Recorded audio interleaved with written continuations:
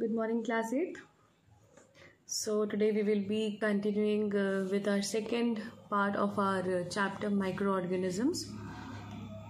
सूक्ष्म जीवों का सामान्य परिचय और हम लोग इस बारे में डिस्कस कर रहे थे और हमने पिछले अपने वीडियो में देखा था कि कितने टाइप्स ऑफ माइक्रो ऑर्गेनिजम्स होते हैं हमारे एनवायरनमेंट में. There are bacterias, viruses and protozoans, fungi and algae. तो बैक्टीरियाज माइक्रो ऑर्गेनिजम्स हैं. They are found everywhere. Viruses, as nowadays we are knowing what virus is actually, and protozoans मैंने आपको बताया था. Then fungi के बारे में बताया था कि some fungi are multicellular also, means we can see them through our naked eyes. Next was the algae. Algae are green in color. They can prepare their own food also. Okay. So these were some types of microorganisms which we have discussed in our previous video. Today we will be discussing on the next topic, means what are the conditions necessary for the growth of microorganisms. कौन कौन सी ऐसी परिस्थितियां हैं, conditions हैं जिसमें कि microorganisms बढ़ सकते हैं, उनकी बढ़ोतरी हो सकती है, वो multiply हो सकते हैं. ठीक है. और हम कुछ अगर इस टॉपिक के बाद हम अपना नेक्स्ट टॉपिक जो डिस्कस करेंगे वो होगा नाइट्रोजन फिक्सेशन का, कि बैक्टीरियाज कैसे एटमॉस्फेयर के नाइट्रोजन को फिक्स करते हैं हमारे प्लांट्स में. प्लांट्स के रूट्स में कुछ बैक्टीरियाज पाए जाते हैं which are known as rhizobium bacterias. वो बैक्टीरियाज प्लांट के रूट्स में नाइट्रोजन को, एटमॉस्फेरिक नाइट्रोजन को फिक्स करते हैं और कन्वर्ट करते हैं अमोनिया वगैरह में, और फिर उसके बाद वो उसको यूटिलाइज करते हैं. तो that is very helpful for them. So we will be discussing these topics today. So let's begin, let's continue with that. Yes everybody, let's continue with our second part of the chapter. This is the second video for the chapter microorganisms. So सूक्ष्म जीवों का सामान्य परिचय. We have in our previous video we have seen that what are the microorganisms and examples. You all know the microorganisms like bacteria, means the types, the bacteria, fungi, viruses, protozoans, all these are the examples. यानी कि जीवाणु, विषाणु और ऐसी बहुत सारी और भी माइक्रो ऑर्गेनिजम्स हैं, सूक्ष्म जीवी हैं जो कि हमारे आसपास पाए जाते हैं. ठीक है. कवक, शैवाल, ये सब के बारे में मैंने आपको अपने पिछले वीडियो में बता दिया है. ठीक है. And from today we will be reading about the conditions for the growth of microorganisms. सूक्ष्म जीवों की बढ़ोतरी के लिए, या सूक्ष्म जीव कैसे अपने आप को मल्टीप्लाई करते हैं, उसके बारे में वो क्या परिस्थितियां हैं जिसमें वो बढ़ जाते हैं, कैसे वो अपने आप को मल्टीप्लाई करते हैं, तो इसके बारे में हम डिस्कस करेंगे. तो सबसे पहले हम बात करेंगे ऐसे कौन से कंडीशंस हैं जो कि सूक्ष्म जीवों के मल्टीप्लाई होने के लिए फेवरेबल होते हैं. सबसे पहला कंडीशन है ऑक्सीजन. ऑक्सीजन को हिंदी में भी ऑक्सीजन ही कहते हैं और इंग्लिश में भी ऑक्सीजन कहते हैं. ठीक है. तो ऑक्सीजन ऐसे बैक्टीरियाज, मतलब सारे माइक्रो ऑर्गेनिजम्स के लिए तो हो सकता है ऑक्सीजन हेल्पफुल ना हो या हो भी, ऐसा कोई वो नहीं है, मगर कुछ ऐसे माइक्रो ऑर्गेनिजम्स हैं जिनको कि ऑक्सीजन की ज़रूरत होती है मल्टीप्लाई होने के लिए, और कुछ ऐसे भी माइक्रो ऑर्गेनिजम्स हैं जिनको कि ऑक्सीजन की ज़रूरत नहीं होती है मल्टीप्लाई होने के लिए. जैसे कि कुछ माइक्रो ऑर्गेनिजम्स हैं जैसे जिनको कि कहा जाता है एरोबिक बैक्टीरिया, एरोबिक बैक्टीरिया और कुछ को कहा जाता है एनएरोबिक बैक्टीरिया। ठीक है, aerobic bacterias and anaerobic bacterias, यानी कि एरोबिक बैक्टीरियाज जो होते हैं वो ऑक्सीजन की प्रेजेंस में सांस लेते हैं, यानी कि जब ऑक्सीजन रहेगा तभी वो जीवित रह पाएंगे। और कुछ बैक्टीरियाज ऐसे होते हैं जो कि ऑक्सीजन की एब्सेंस में जीवित रह पाते हैं। ठीक है, जैसे कि कुछ एनारोबिक बैक्टीरियाज जो कि कह लीजिए कि ज़मीन के अंदर होते हैं, जिनको कि डार्क प्लेसेस पे फाउंड होते हैं, जहाँ पे ऑक्सीजन नहीं, इनसफिशिएंट अमाउंट में ऑक्सीजन प्रेजेंट होता है, वहाँ पे ये एनारोबिक बैक्टीरियाज डेवलप करते हैं और वहाँ पे ये मल्टीप्लाई करते हैं और फिर वहाँ पे ये डिकम्पोज करने का काम करते हैं। जहाँ पे अगर कोई ऐसा डिकम्पोजेबल सब्सटेंस हो, यानी कि कुछ ऐसे पदार्थ हो जो कि डिकम्पोज हो सके, मतलब उनका वो नष्ट हो सके और वो फर्टिलाइज़र में तब्दील हो सके, और वो एनारोबिक बैक्टीरियाज़ की ही हेल्प से होते हैं। जैसे कि मैंने आपके पिछले क्लास में बताया था कि सीवेज ट्रीटमेंट प्लांट में या बायोगैस के बारे में भी जब मैंने आपको बताया था, तो उसमें भी मैंने आपको बताया था कि जो डिकम्पोजेबल प्रोडक्ट्स होते हैं वो एक अंडरग्राउंड टैंक में डाले जाते हैं, तो वो डिकम्पोज होते हैं by the presence of anaerobic bacteria. So वो ऐसे बैक्टीरियाज जो कि ऑक्सीजन की एब्सेंस में डेवलप करते हैं, वो डिकम्पोजेबल प्रोडक्ट्स को डिकम्पोज करके उनको फर्टिलाइज़र में कन्वर्ट कर देते हैं। ठीक है, तो वो कुछ बैक्टीरियाज ऐसे होते हैं जिनको कि ऑक्सीजन एक कंडीशन है जो कि उनकी ग्रोथ पे डिपेंड करती है। Next is water. Water is another important condition for the growth of micro organism. कि बहुत सारे ऐसे माइक्रो ऑर्गेनिजम्स हैं जो कि पानी की सहायता से, पानी की हेल्प से ही डेवलप होते हैं। अगर गंदा पानी अगर होगा तो वो उनकी हेल्प से बैक्टीरियाज डेवलप होने लगेंगे। ठीक है, then is a suitable temperature, यानी कि तापमान भी एक ऐसा कंडीशन है जो कि माइक्रो ऑर्गेनिजम्स की डेवलपमेंट के लिए माना जाता है। तो जैसे कि पहले शुरू में जब ये कोरोना वायरस आया हुआ था, तो बहुत से लोगों ने ये अजम्पशन बताया था कि जब चाइना में जब शुरू हुआ था ये वायरस, तब बहुत से ऐसे बताया गया था कि नहीं ये सर्दी खांसी इसके लक्षण हैं और ये ठंडी जगहों पे ज़्यादा पाया जाता है।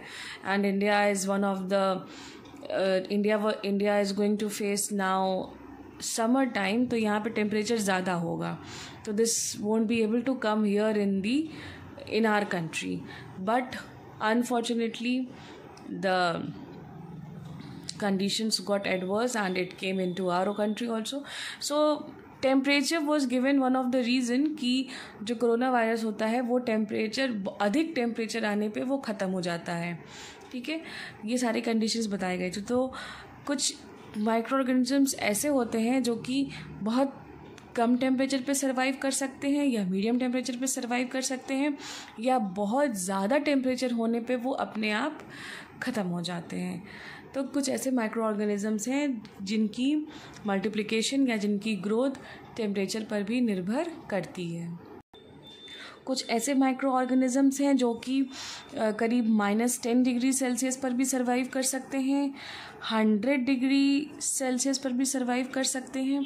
और जनरली जो माइक्रो ऑर्गेनिजम्स जो होते हैं वो सर्वाइव करते हैं करीब 25 डिग्री सेल्सियस से 38 डिग्री सेल्सियस के बीच में। ठीक है, 25 degree Celsius to 38 degree Celsius के बीच में जनरली जो माइक्रो ऑर्गेनिजम्स होते हैं वो सर्वाइव कर पाते हैं। और कुछ एक्सट्रीम कंडीशंस में भी सर्वाइव कर जाते हैं, जैसे कि -10 degree Celsius and 100 degree Celsius.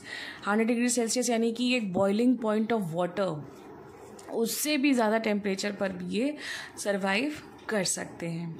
ठीक है, then next is the dark places, यानी कि जो प्लेसेस जो डार्क हो, यानी कि अंधेरी वाली जगह पे, जहाँ पे ऑक्सीजन कहीं कभी हो कभी ना हो। ऐसी डार्क प्लेसेस जहाँ पे उनको सनलाइट की ज़रूरत ना हो, ऐसी जगह जहाँ पे उनको सनलाइट की ज़रूरत ना हो, और जैसे वो सनलाइट में आएंगे हो सकता है वो मर जाएं या वो ख़त्म हो जाएं। कुछ ऐसे माइक्रो ऑर्गेनिजम्स हैं लाइक जो पेड़ की जड़ों में रहते हैं, ठीक है, उनको सनलाइट की ज़रूरत नहीं होती है। कुछ ऐसे सर्टेन बैक्टीरियाज़ हैं जो कि डार्क प्लेसेस में ही सरवाइव कर पाते हैं। लाइक अभी आप आगे पढ़ेंगे, कुछ लेग्यूमिनस बैक्टीरियाज़ होते हैं जो कि पेड़ की जड़ों में पाए जाते हैं। ये सब ऐसे बैक्टीरियाज़ हैं जो कि they can survive only in the dark places. Next is suitable food supply. Some microorganisms, जितने भी माइक्रो ऑर्गेनिजम्स होते हैं वो ज़्यादातर सैप्रोफाइट्स होते हैं, यानी कि वो दूसरे जीवाणुओं पर या दूसरे किसी सब्सटेंस पर डिपेंड होते हैं अपने भोजन के लिए। तो उनको वहाँ से अपना खाना लेना होता है। They are mostly the parasites, you can say. वो दूसरे किसी भी लिविंग ऑर्गेनिज्म पे या किसी और चीज़ पे डेवलप होकर के वहाँ से खाना लेते हैं। वो अपना खाना खुद नहीं बनाते हैं। ज़्यादातर ऐसे माइक्रो ऑर्गेनिजम्स होते हैं जो कि दूसरे पर आश्रित होते हैं या दूसरे पर निर्भर होते हैं। तो they take their food from there, like some microorganisms like some bacteria are there which decompose the substance and they convert them into the fertilizers. तो जो substance पे वो survive करते हैं, growth करते हैं, उनको जो decompose करते हैं वो वहाँ से अपना खाना को लेते हैं। जैसे मैंने अभी आपको एक एग्जाम्पल दिया सीवेज ट्रीटमेंट, जब मैंने आपको पढ़ाया था इन द लास्ट क्लास, और बायोगैस के बारे में भी जब बताया था। तो जो बायोडिग्रेडेबल प्रोडक्ट्स पे ये सर्वाइव करते हैं, तो उन बायोडिग्रेडेबल प्रोडक्ट्स को डिकम्पोज करते हैं जिस टाइम, तो वो अपना भोजन वो वहाँ से ले लेते हैं, ठीक है। तो they get sufficient amount of food from there. And some microorganisms like algae and all are there, they are already green in colour, algae, so they can do photosynthesis and they can prepare their own food. Okay, so these are some conditions which are necessary for the growth of microorganisms. Next is the useful microorganisms, लाभदायक सूक्ष्मजीव। ऐसा नहीं है कि सारे के सारे जो microorganisms हैं वो हमारे लिए harmful होते हैं। Like for the degradation of substances, the microorganisms are essential, ठीक है। तो microorganisms जो हमारे लिए लाभदायक सूक्ष्मजीव हैं, तो वो हमें क्या क्या उनसे लाभ हमें मिल सकता है।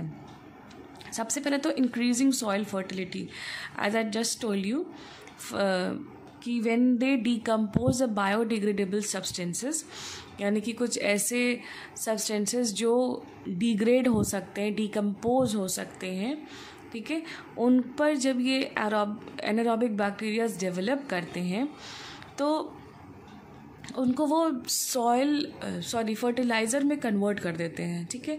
और वो फर्टिलाइज़र को जब फार्मिंग में, एग्रीकल्चर में यूज़ किया जाता है तो it increases the soil fertility. Means वो जो बायोडिग्रेडेबल सब्सटेंसेस से बना हुआ फर्टिलाइज़र है, या कुछ ऐसे एनिमल्स होते हैं जो मर जाते हैं जंगलों में, उनके ऊपर बैक्टीरियाज डेवलप करके उनको डिकम्पोज कर देते हैं, मतलब उनको सड़ा देते हैं, ठीक है। जब अगर जंगल में कोई एनिमल अगर मर जाता है तो माइक्रो ऑर्गेनिजम्स उस पर डेवलप करके उसको डिग्रेड कर देते हैं, उसको डिकम्पोज कर देते हैं, ठीक है। और उसके बाद वो डिकम्पोज होने के बाद वो they are converted into fertiliser. तो वो जो डिकम्पोजिशन होने के बाद जो फर्टिलाइज़र तैयार हो जाता है, that is very much enriched in humus, ठीक है। ह्यूमस मैंने आपको पिछले क्लास में भी बताया था कि ह्यूमस सॉइल में पाया जाता है, and it is very good in जिस सॉइल में ह्यूमस पाया जाता है वो सॉइल की फर्टिलिटी बहुत ज़्यादा अच्छी होती है, वो एग्रीकल्चर के लिए बहुत ज़्यादा अच्छा होता है, ठीक है। तो डिग्रेड होने के बाद जो सॉइल कन्वर्ट होता है, that is very much enriched with humus, और इस ह्यूमस इनरिच्ड सॉइल को जब एग्रीकल्चर वगैरह में यूज़ किया जाता है तो it increases the crop production, मतलब जो भी खेती वगैरह होती है उसको बहुत ही, जो फसल होती है वो इस ह्यूमस इनरिच्ड सॉइल की वजह से फसल वगैरह बहुत ज़्यादा अच्छी हो जाती है। ठीक है, तो यहाँ पर भी एक माइक्रो ऑर्गेनिज़म ही है जो कि हेल्प कर रहा है सॉइल की फर्टिलिटी को इंक्रीज़ करने में, यानी कि जो सॉइल की उर्वरक शक्ति है, यानी कि सॉइल की जो फर्टिलिटी है उसको बहुत ही ज़्यादा इन्हांस कर रहा है, इनरिच कर रहा है। फर्टिलिटी यानी कि उर्वरक शक्ति।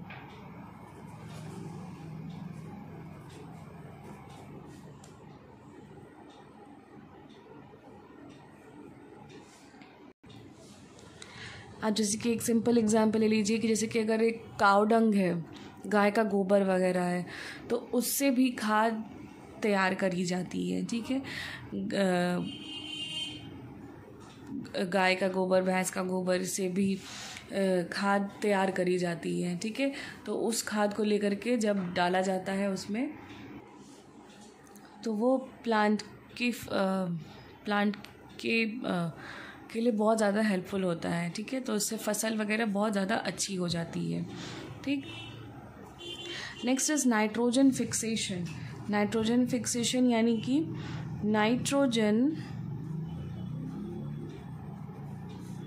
नाइट्रोजन स्थिरीकरण।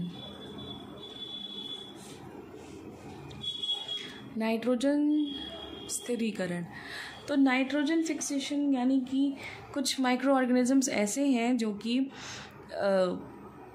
प्लांट के रूट्स में पाए जाते हैं। ठीक है, प्लांट्स के रूट्स में पाए जाते हैं। इन माइक्रो ऑर्गेनिजम्स का, इनको बैक्टीरियाज, कुछ ऐसे बैक्टीरियाज होते हैं, इन बैक्टीरियाज का नाम है राइजोबियम। हिंदी और इंग्लिश दोनों में ही इसको राइजोबियम के ही नाम से जाना जाता है। ठीक है,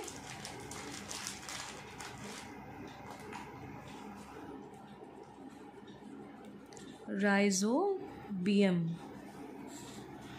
ये एक बैक्टीरिया होता है, राइजोबियम बैक्टीरिया।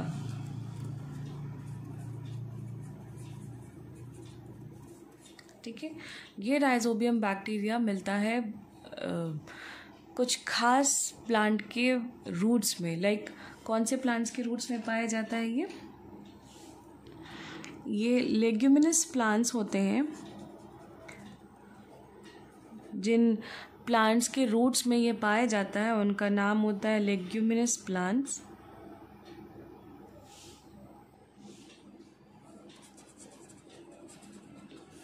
ठीक है, इनकी एग्जाम्पल्स हैं जैसे पीस यानी कि मटर,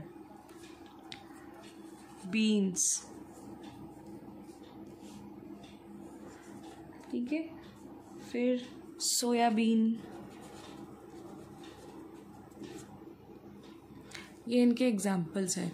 तो लेग्यूमिनस प्लांट्स ही ऐसे खास तरह के प्लांट्स हैं जिनमें ये राइजोबियम बैक्टीरिया प्रेजेंट होता है इनके रूट्स में। ठीक है, ये क्या करता है राइजोबियम बैक्टीरिया? एटमॉस्फेयर में आप सब जानते हैं कि जो हमारी एयर में सबसे ज़्यादा अमाउंट जो है वो नाइट्रोजन का प्रेजेंट होता है। ठीक है, तो ये राइजोबियम बैक्टीरिया एटमॉस्फेयर के नाइट्रोजन को, एटमॉस्फेरिक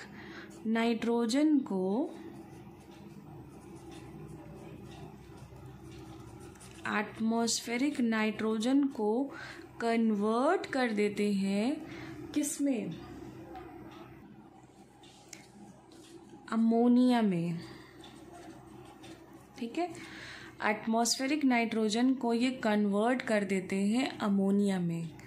लेग्यूमिनस प्लांट्स में यानी कि पीज, बीन्स, सोयाबीन, इन लेग्यूमिनस प्लांट्स में जैसे कह लीजिए पीज यानी कि मटर के पौधे में राइजोबियम नाम का ये बैक्टीरिया उसकी जड़ों में पाया जाता है। ठीक है, तो वहाँ से ये बैक्टीरिया हमारे जो एटमॉस्फेयर में जो नाइट्रोजन प्रेजेंट है उसको कन्वर्ट कर देता है अमोनिया में, ठीक है। तो जब इस एटमॉस्फेरिक नाइट्रोजन को ये अमोनिया में कन्वर्ट कर देता है, इस प्रोसेस का नाम दिया गया है, इस पूरे प्रोसेस का नाम दिया गया है नाइट्रोजन फिक्सेशन, ठीक है। इसी को कहा जाता है नाइट्रोजन फिक्सेशन, यानी कि नाइट्रोजन स्थिरीकरण, ठीक है। नाइट्रोजन स्थिरीकरण, नाइट्रोजन फिक्सेशन, ठीक है। तो एटमॉस्फेरिक नाइट्रोजन को अमोनिया में कन्वर्ट करने की प्रोसेस को नाइट्रोजन फिक्सेशन कहा जाता है, ठीक। अब नाइट्रोजन फिक्सेशन क्या है ये हम आपको डिटेल में बताते हैं। जब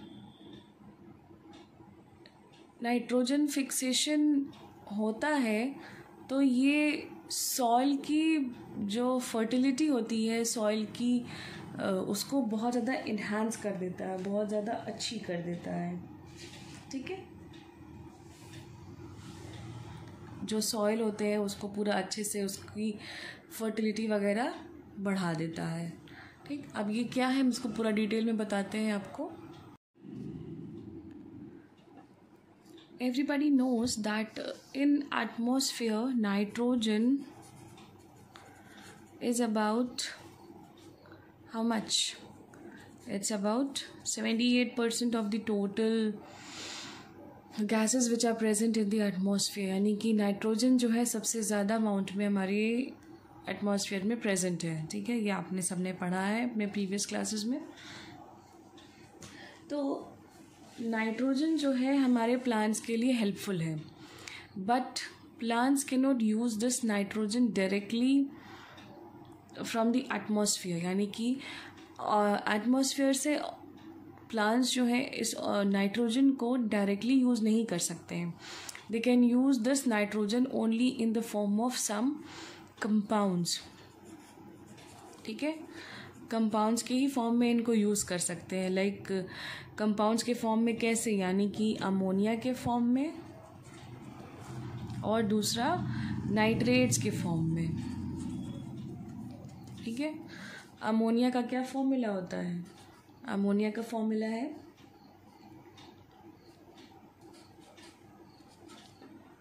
NH3, नाइट्रेट्स होते हैं NO3, ओके। NH3 और नाइट्रेट्स होते हैं NO3। तो इस फॉर्म में प्लांट्स जो है नाइट्रोजन को यूज़ कर सकते हैं। अमोनिया में भी नाइट्रोजन आ रहा है, नाइट्रेट्स में भी नाइट्रोजन आ रहा है। तो इन कंपाउंड्स के ही फॉर्म में प्लांट्स जो हैं नाइट्रोजन को यूज़ कर सकते हैं, ताकि उनकी जो फर्टिलिटी है सॉइल वगैरह की वो अच्छी रहे, और प्लांट्स भी वो मीन्स उनका जो क्रॉप प्रोडक्शन है वो भी अच्छा रहे। तो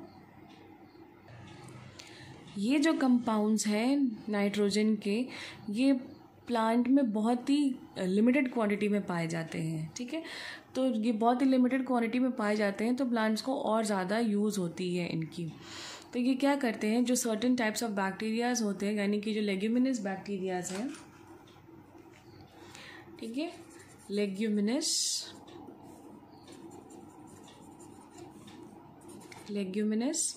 बैक्टीरियाज, ये इनको कन्वर्ट करने का काम करते हैं। तो ये जो लेग्यूमिनस बैक्टीरियाज होते हैं ये कन्वर्ट करते हैं एटमॉस्फेरिक नाइट्रोजन को नाइट्राइट्स में या नाइट्रेट्स में, ठीक है। नाइट्राइट्स या नाइट्रेट्स में कन्वर्ट करके इनको इस्तेमाल करते हैं। नाइट्राइट्स का फॉर्मूला होता है NO2- और नाइट्रेट्स का फॉर्मूला होता है NO3-, ठीक है। तो ये लेग्यूमिनस बैक्टीरिया जो कि जड़ों में पाए जाते हैं, ये क्या करते हैं, ये इनको इसी में कन्वर्ट करते हैं, ठीक है। नाइट्रोजन फिक्सिंग बैक्टीरियाज इनको कहा जाता है। तो इस प्रोसेस को, जो कि ये नाइट्रोजन को इसमें कन्वर्ट कर रहे हैं नाइट्राइट्स या नाइट्रेट्स में, तो इस प्रोसेस को, इस कन्वर्जन प्रोसेस को, यानी कि नाइट्रोजन का जो कन्वर्जन नाइट्राइट्स और नाइट्रेट्स में हो रहा है, वो इन नाइट्रोजन फिक्सिंग बैक्टीरियाज की ही वजह से हो रहा है। लेग्यूमिनस बैक्टीरियाज को क्या कहा जाता है? नाइट्रोजन फिक्सिंग बैक्टीरियाज, यानी कि नाइट्रोजन फिक्सिंग बैक्टीरियाज, यानी कि नाइट्रोजन स्थिरीकरण के बैक्टीरियाज। और ये भी जो नाइट्रोजन है ये भी डायरेक्टली थोड़ी कन्वर्ट हो रहा है, ये भी किस फॉर्म में कन्वर्ट हो रहा है? ये अमोनिया के फॉर्म में है, अमोनिया के फॉर्म में ये है, और इसका कन्वर्जन यहाँ से नाइट्राइट्स या नाइट्रेट्स में हो रहा है। ठीक है,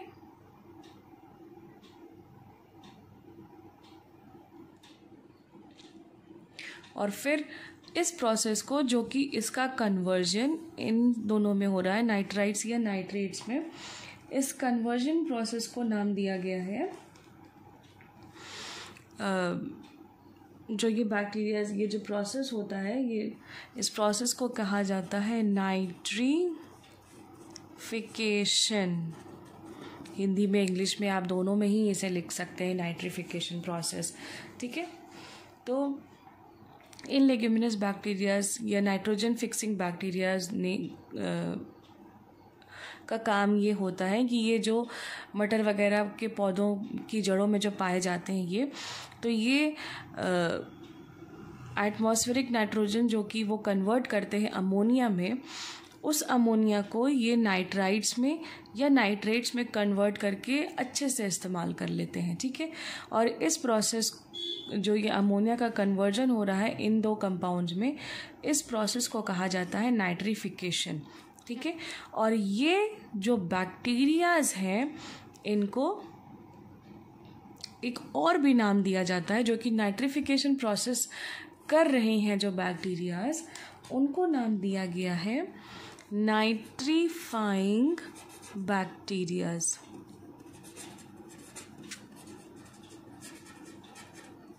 ठीक है, नाइट्रिफिकेशन प्रोसेस जो बैक्टीरियाज कर रहे हैं, यानी कि अमोनिया को नाइट्राइट्स और नाइट्रेट्स में जो कन्वर्ट कर रहे हैं, इस प्रोसेस का तो नाम है नाइट्रिफिकेशन। और जो बैक्टीरियाज इस प्रोसेस में हेल्पफुल है, जो प्रोसेस कर रहे हैं, उन बैक्टीरियाज को कहा जाएगा नाइट्रीफाइंग बैक्टीरियाज। तो ये जो नाइट्रीफाइंग बैक्टीरियाज होते हैं, ये इनको कन्वर्ट करके प्लांट्स की सॉइल में ही प्रिजर्व करके रखते हैं। ठीक है, फिर जैसे नाइट्रीफाइंग बैक्टीरियाज होते हैं, वैसे ही इनके ऑपोजिट भी बैक्टीरियाज होते हैं, जिनको कि कहा जाता है डीनाइट्रीफाइंग बैक्टीरियाज।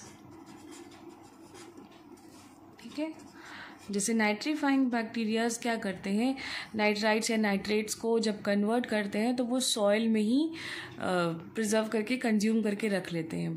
ठीक, और कुछ डीनाइट्रीफाइंग बैक्टीरियाज ऐसे होते हैं जो कि उन प्लांट रूट्स में से इस नाइट्रोजन को रिलीज कर देते हैं। तो जब नाइट्रोजन उन कंपाउंड्स में से रिलीज हो जाते हैं तो they are ultimately gone back to the atmosphere. ठीक है, तो दो तरह के बैक्टीरियाज पाए जाते हैं, एक तो होते हैं नाइट्रीफाइंग बैक्टीरियाज और दूसरे हैं डीनाइट्रीफाइंग बैक्टीरियाज। ये सब प्लांट्स की जड़ों में ही पाए जाते हैं।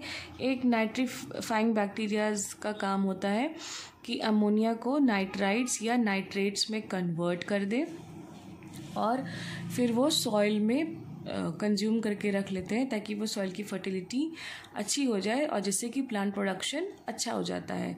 ठीक है, इस कन्वर्जन प्रोसेस को कहते हैं नाइट्रिफिकेशन, और नाइट्रिफिकेशन प्रोसेस को जो बैक्टीरियाज करते हैं उन्हें कहते हैं नाइट्रीफाइंग बैक्टीरियाज।